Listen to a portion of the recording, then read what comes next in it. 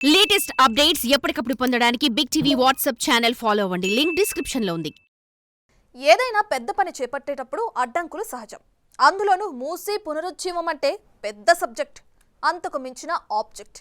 అందుకే గత ప్రభుత్వాలు అసలు ఈ జోలికే వెళ్ళలేదు. గత బీఆర్ఎస్ మూసీ సుందరీకరణ చేసిందే తాము అని చెప్పుకున్నా కలవాల్సిన కలుషితాలు కలుస్తున్నాయి.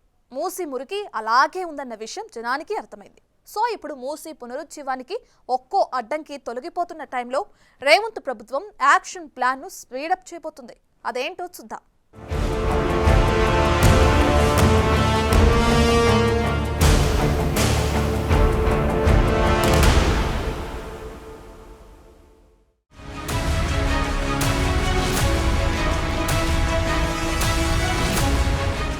మూసీ పునరుజ్జీవం అనగానే సహజంగానే భారీ అడ్డంకులొస్తాయని ప్రభుత్వానికి తెలుసు.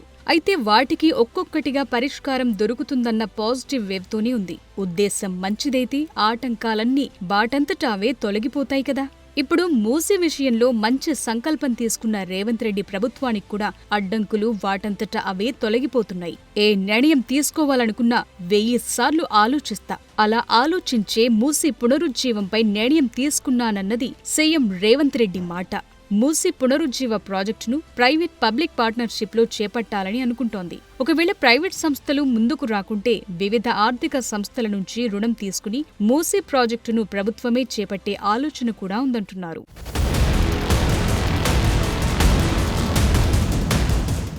నిజానికి పైసా ఖర్చు లేకుండా ప్రైవేట్ భాగస్వామ్యంతో పనిచేసేందుకు ప్రభుత్వం కార్యాచరణ రెడీ చేస్తోంది. ప్రపంచంలోనే పేరొందిన 5 సంస్థలను కలిపి కన్సార్టియంగా మార్చి మూసీ ప్రాజెక్టు డీపీఆర్ తయారు చేయిస్తున్నారు.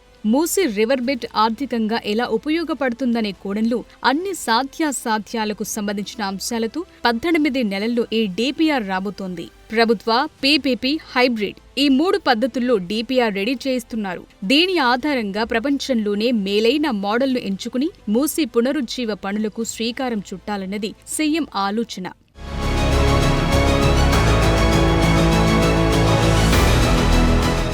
మూసీ పునరుజ్జీవ పథకాన్ని ఫేజ్ 1లో నార్సింగి నుంచి బాపుఘాట్ వరకు 21 కిలోమీటర్ల పొడవున చేపట్టనున్నారు. ఫేజ్ 2 నాగోల్ నుంచి బాచారం వరకు ఉంటుంది.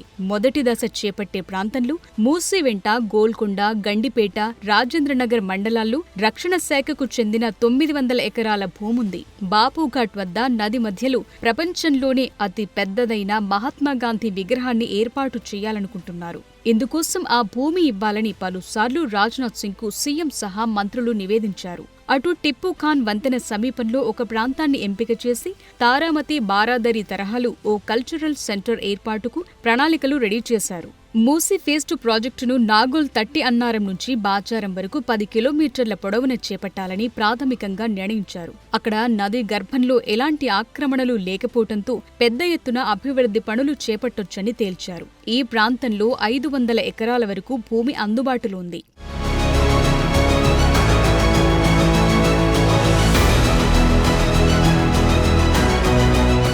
బాపుఘాట్ నుంచి నాగోల్ వరకు సుమారు 21 కిలోమీటర్లలో బఫర్ జోన్లు దాదాపు 10,000 వరకు నిర్మాణాలున్నాయి. వారికి భూసేకరణ చట్టం ప్రకారం పునరావాసం, పరిహారం ఇవ్వాలంటే ప్రభుత్వానికి 15,000 కోట్ల వరకు నిధులు అవసరమవుతాయి. అయితే తాజాగా హైకోర్టు కూడా వారికి పరిష్కారం చూపాలని మార్గదర్శకాలిచ్చింది. ప్రభుత్వ గత నిర్ణయం ప్రకారం మూసీ నది 2 వైపులా 50 మీటర్ల వరకు బఫర్ జోన్ కింద నిర్మాణాలు తొలగించాలనుకుంటోంది. నిజానికి రివర్ బెడ్లో ఇండ్లకు మార్కింగ్ చేసినప్పుడు చాలా మందిని ప్రభుత్వమే దగ్గరుండి తరలించింది.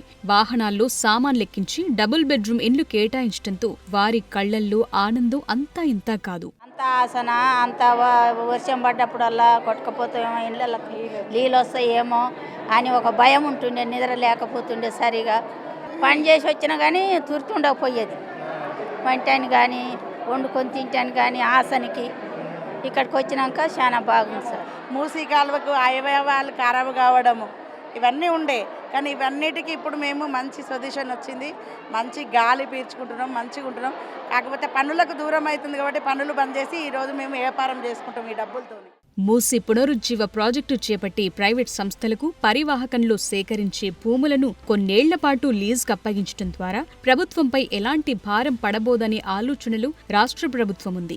అందుకే పునరావాసానికి సంబంధించి మినహా మిగిలిన భారమంతా ప్రైవేట్ సంస్థలే భరించే ప్రణాళికను సీరియస్ గా టేకప్ చేస్తున్నారు. అన్ని అనుకున్నట్లు జరిగితే మూసి మురిసిపోవటం ఖాయమే.